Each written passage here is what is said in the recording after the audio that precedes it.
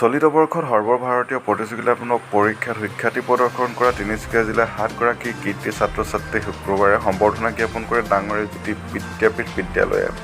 উল্লেখ্য যে সদ্যঘোষিত সৰ্বভাৰতীয় পৰ্যায়ৰ সংযুক্ত প্ৰৱেশিকা পৰীক্ষাত জিলাৰ পৰা IIT মুম্বাই অধ্যয়নৰ সুবিধা লাভ কৰা ময়ূখ অভিজ্ঞান দাস,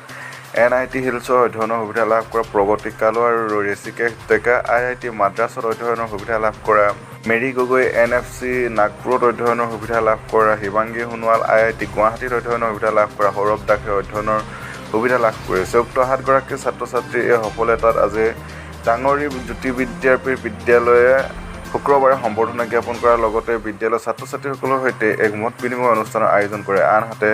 দশম আৰু দ্বাদশ শ্ৰেণীৰ পাছত ছাত্ৰ-ছাত্ৰীয়ে কি পঢ়িব সেই সম্পৰ্কে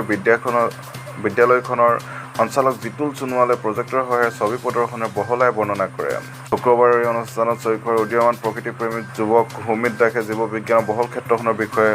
বহলাই ছাত্ৰ-ছাত্ৰীসকলক মনোগ্ৰাহী বক্তব্য আগবঢ়ায়। জ্যোতি বিদ্যাপীঠ বিদ্যালয়ৰ সহশিক্ষাৰ্থী তন্দ্ৰালী তামুলীয়ে ধৰা এই অনুষ্ঠানত ডাঙৰী উচ্চতৰ মাধ্যমিক বিদ্যালয়ৰ অধ্যক্ষ দীপু সোণোৱাল, তালাপ গাঁও পঞ্চায়তৰ সভাপতি মানৱজ্যোতি সোণোৱাল, শদিয়া ছোৱালী উচ্চ ইংৰাজী বিদ্যালয়ৰ প্ৰধান শিক্ষক তৰুণ গগৈ, উদ্ভিদ বিজ্ঞানৰ ছাত্ৰ তথা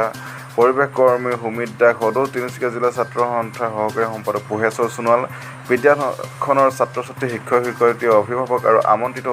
অতিথিসকল উপস্থিত থাকে।